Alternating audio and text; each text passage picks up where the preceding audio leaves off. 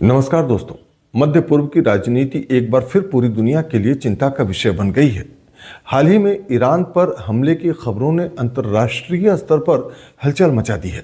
सवाल उठ रहा है कि क्या यह सिर्फ एक सैन्य कार्रवाई है या इसके पीछे कोई बड़ी वैश्विक रणनीति काम कर रही है। तो आज के इस वीडियो में हम समझेंगे कि ईरान पर हमला क्यों हुआ है, इसके पीछे कौन कौन से देश हैं और क्या यह संघर्ष तीसरे विश्व युद्ध का रूप ले सकता है। तो आइए सबसे पहले हम समझते हैं कि ईरान इतना महत्वपूर्ण हमारे लिए क्यों है। दरअसल मित्रों, ईरान मध्य पूर्व क्षेत्र एक शक्तिशाली देश है जिसके पास विशाल तेल और गैस संसाधन है।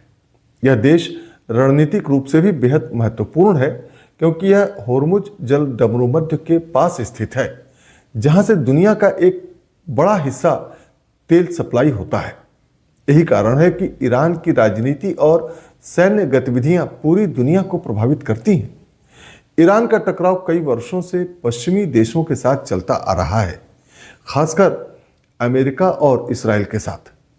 इन देशों को चिंता है कि ईरान परमाणु हथियार बनाने की दिशा में आगे बढ़ रहा है।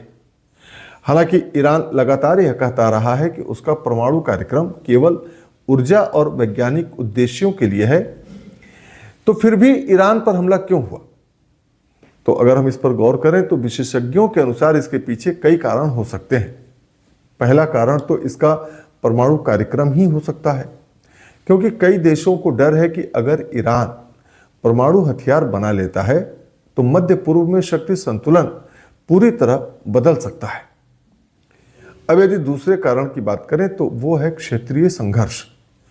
ईरान के समर्थन में जो कई समूह हैं वे सभी इसराइल और पश्चिमी देशों के खिलाफ सक्रिय हैं। इसी कारण क्षेत्र में तनाव लगातार बढ़ता जा रहा है। इस हमले का तीसरा कारण जो समझ में आता है वो ये है कि भू राजनीतिक रणनीतिक, जी हाँ, मध्य पूर्व में प्रभाव बनाए रखने के लिए बड़ी शक्तियां अक्सर सैन्य रणनीति अपनाती रही हैं। मित्रों, अभी तो हमलों की शुरुआत हुई है, लेकिन अगर यह संघर्ष बढ़ता है तो इसके कई बड़े परिणाम भी हो सकते हैं, जैसे कि तेल की कीमतें बढ़ सकती हैं, क्योंकि ईरान के आसपास का क्षेत्र वैश्विक तेल आपूर्ति का केंद्र है। युद्ध होने पर पूरी दुनिया में पेट्रोल और डीजल महंगे हो सकते हैं। इसके अलावा मध्य पूर्व में बड़ा युद्ध हो सकता है। अगर अन्य देश भी इसमें शामिल हो गए तो यह संघर्ष पूरे मध्य पूर्व में फैल सकता है और वैश्विक राजनीति पर भी इसका असर देखने को मिलेगा।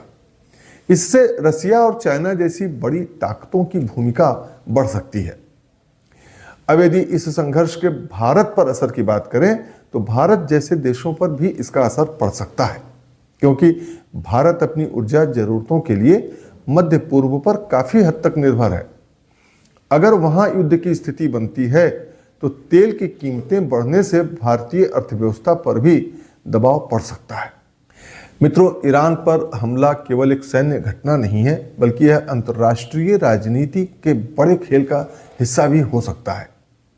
अब दुनिया की निगाहें इस बात पर टिकी हैं कि क्या यह तनाव बातचीत से खत्म होगा या यह संघर्ष और बड़ा रूप ले सकता है। मित्रों, आप इस विषय पर क्या सोचते हैं? क्या यह सिर्फ एक क्षेत्रीय संघर्ष है या आने वाले समय में बड़ा वैश्विक संकट बन सकता है? अपनी राय कमेंट में जरूर बताइए और वीडियो को लाइक करें, शेयर करें और चैनल को सब्सक्राइब करना ना भूलें।